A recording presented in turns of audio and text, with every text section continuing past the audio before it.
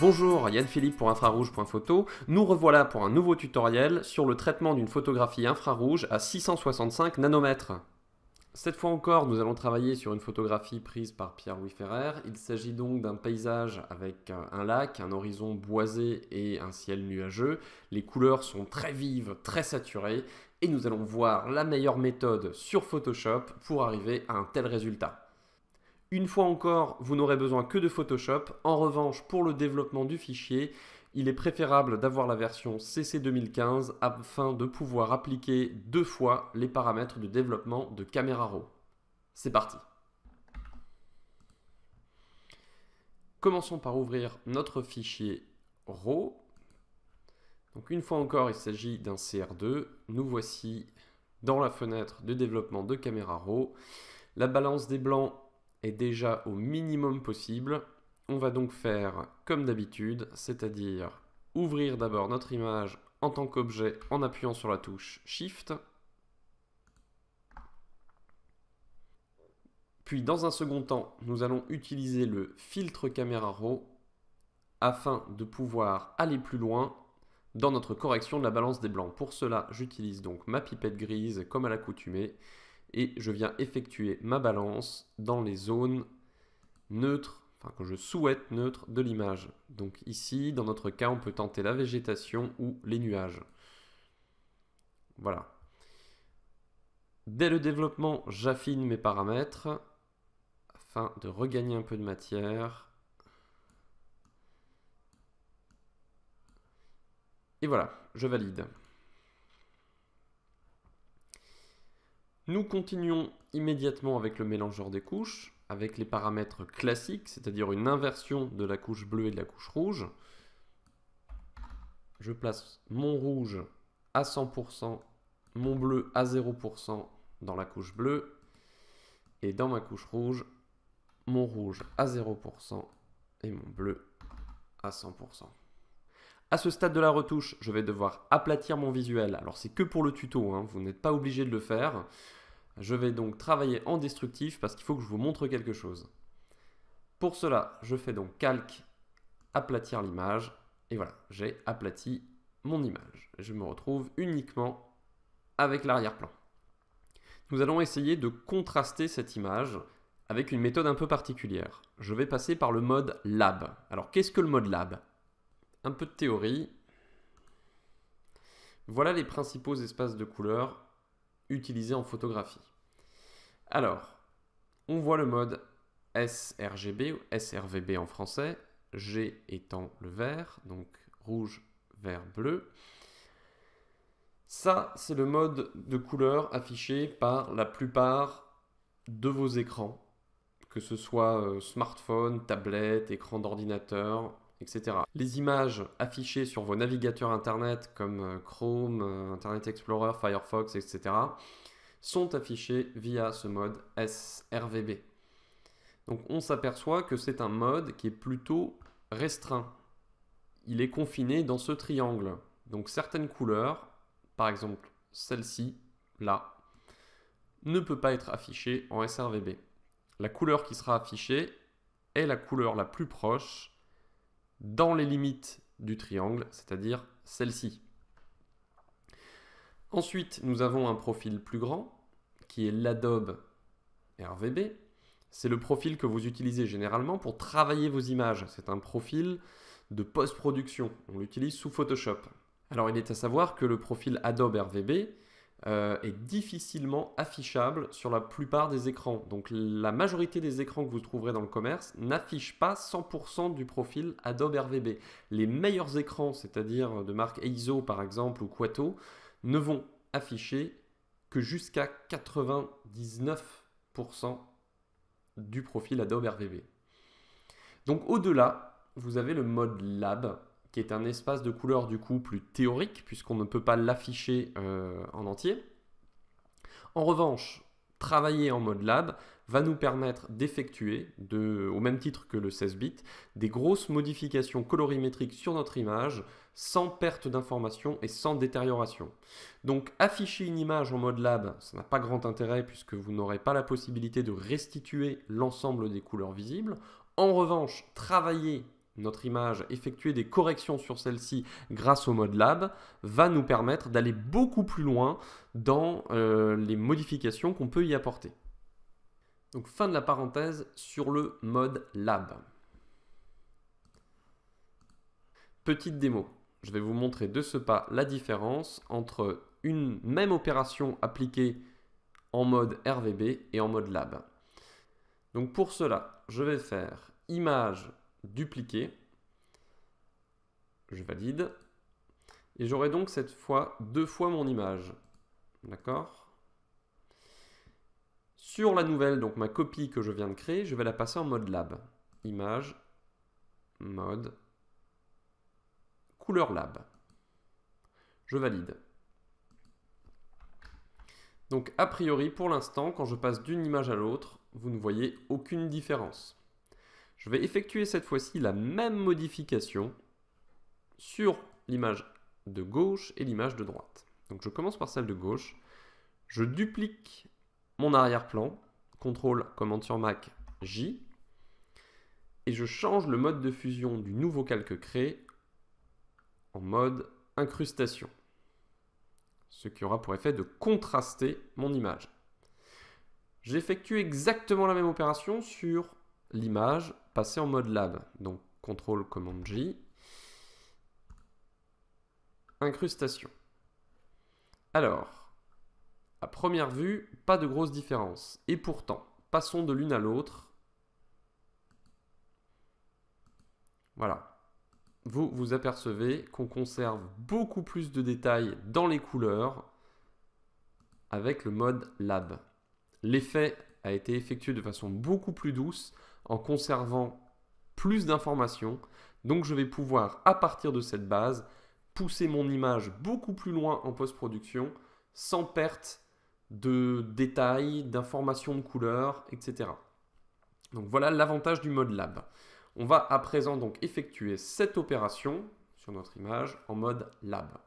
Donc pour cela, on va suivre la même méthodologie que Pierre-Louis Ferrer sur son image.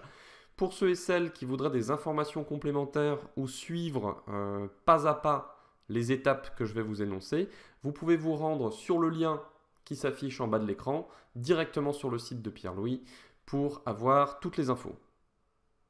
Nous allons donc effectuer cette conversion en mode lab pour de bon sur notre image. Pour cela, je vais dans Image, Dupliquer. Donc, comme on l'a fait tout à l'heure, ça m'ouvre un nouvel onglet. Je change le mode de couleur en couleur lab. Et pour effectuer la même opération que précédemment, en dupliquant le calque en mode incrustation, je vais aller dans Image, Appliquer une image. Ici, je laisse bien mon arrière-plan, ma couche lab, et je travaille en mode incrustation. Voilà. Une fois que c'est fait, il va falloir que je vienne importer cette image dans mon fichier existant. Pour cela, je vais donc la sélectionner, CTRL, commande sur Mac A, CTRL, commande sur Mac C. Je retourne dans mon fichier d'origine, qui lui est resté en mode de couleur RVB et non lab. Donc on est sur un profil Adobe RVB. Et je fais CTRL, commande sur Mac, V. Voilà. Alors, si l'effet vous apparaît trop fort, vous pouvez venir le régler en bougeant le curseur d'opacité dans la palette des calques. Donc on va rester sur une opacité moyenne. On va se baser sur du 50%. Maintenant que nous avons effectué cette première étape, nous allons pouvoir commencer à travailler en détail notre chromie. Donc quand vous travaillez la chromie, une chose à retenir, c'est de travailler d'abord la lumière et ensuite la couleur. Donc je vais d'abord travailler mes niveaux de densité. Donc je ne vais pas aller trop loin sur cette image, je vais rester assez basique, mais vous pouvez aller beaucoup plus loin en travaillant vraiment par zone ou en utilisant des masques de luminosité. Pour commencer, je vais donc densifier mon image. Je crée un calque de réglage courbe et sans y toucher, je vais le passer en mode produit. Voilà, donc là je densifie automatiquement mon image. Je dose l'effet à l'aide du curseur opacité afin de le réduire. Donc, je vais me mettre sur 60%. Voilà, donc là on arrive petit à petit à la densité finale du visuel. Je continue en travaillant à présent mes couleurs. Donc déjà, on s'aperçoit que la végétation n'est pas très saturée, elle est un petit peu terne. Je vais utiliser le calque de réglage teinte saturation. Je vais me placer cette fois-ci uniquement dans les jaunes ou les rouges. Donc on s'aperçoit que ma végétation est orangée, donc c'est un mélange de jaune et de rouge. Et je vais booster ma saturation, comme vous pouvez le voir, dans les jaunes et les rouges. Alors là, l'effet est volontairement trop puissant. On abîme également la luminosité. On s'aperçoit que certaines zones qui étaient détaillées deviennent cramées.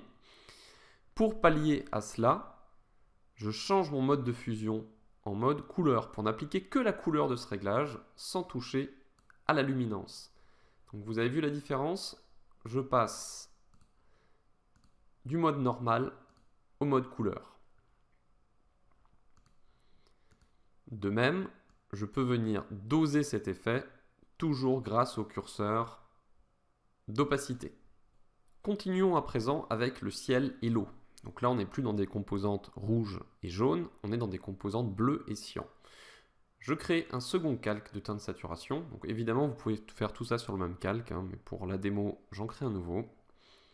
Et cette fois-ci, je vais venir travailler dans mes cyans en venant booster la saturation. Donc là, il faut faire attention, on s'aperçoit que ça casse un petit peu. Donc j'y vais vraiment léger. Et en revanche, ça va être mes bleus que je vais pouvoir booster. Là, idem, vous passez en mode couleur.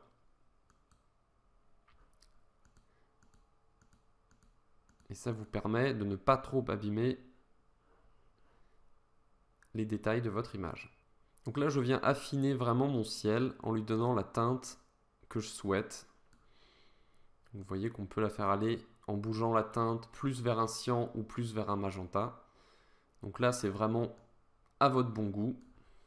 Une fois que votre dosage vous convient, on va terminer d'affiner nos réglages de couleur à l'aide de l'option correction sélective.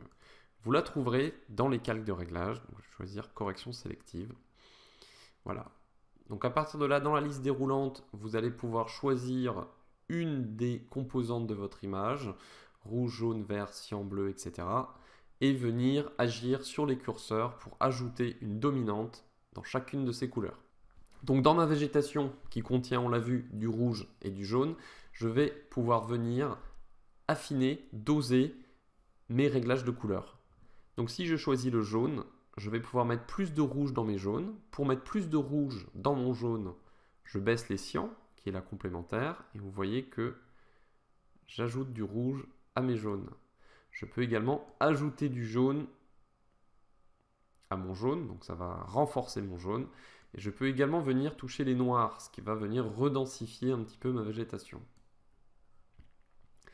Je fais le même type d'opération cette fois-ci dans mes rouges.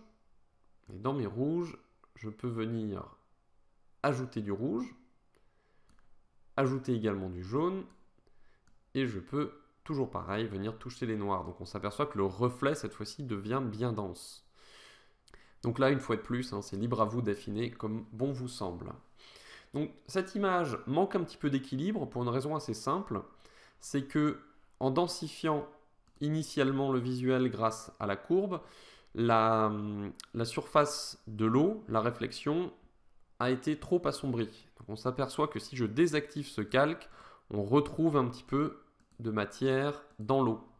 Donc pour cela, je vais un petit peu réfréner l'application de ce calque de réglage courbe, mais seulement dans cette zone-là. Donc pour cela, je choisis mon outil dégradé. Je m'assure qu'il est bien ici en dégradé linéaire et je choisis le second normalement, qui est un dégradé couleur vert transparent. Je change à présent ma couleur d'avant-plan. Je ne vais pas choisir un noir 000 parce que si je choisis un noir, l'effet ne s'appliquera plus du tout. Or, j'ai envie qu'il s'applique légèrement. Donc, je vais choisir plutôt un gris. Je me place en bas de l'image. Je maintiens ma touche Shift appuyée afin de tracer un dégradé bien droit. Et je trace mon dégradé.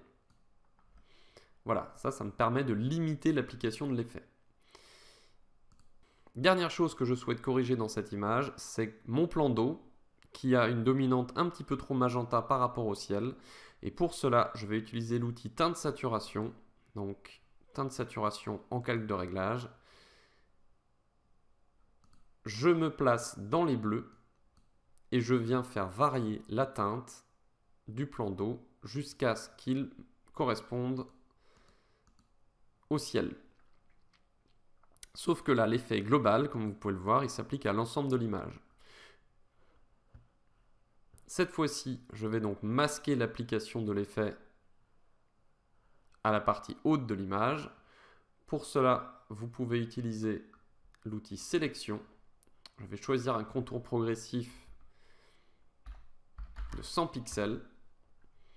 Je sélectionne le haut de mon image et je remplis de noir. Donc pour cela, vous faites édition, remplir, noir. Voilà. À présent, l'effet ne s'applique qu'en bas de l'image. Vous pouvez terminer votre post-production en utilisant une dernière fois la correction sélective. Et cette fois-ci, nous allons travailler dans les blancs. Donc je choisis blanc dans la liste déroulante. Et vous pouvez ajouter ou retirer du noir dans les blancs, ce qui aura pour effet de renforcer vos nuages. De même, vous pouvez travailler dans les noirs et venir ajouter ou retirer du noir pour renforcer vos contrastes. Nous arrivons au bout de cette post-production d'un visuel infrarouge à 665 nanomètres. J'espère que vous avez appris plein de choses. Si vous avez des questions, vous pouvez nous les poser sur le groupe Facebook dédié et également suivre d'autres tutoriaux sur infrarouge.photo.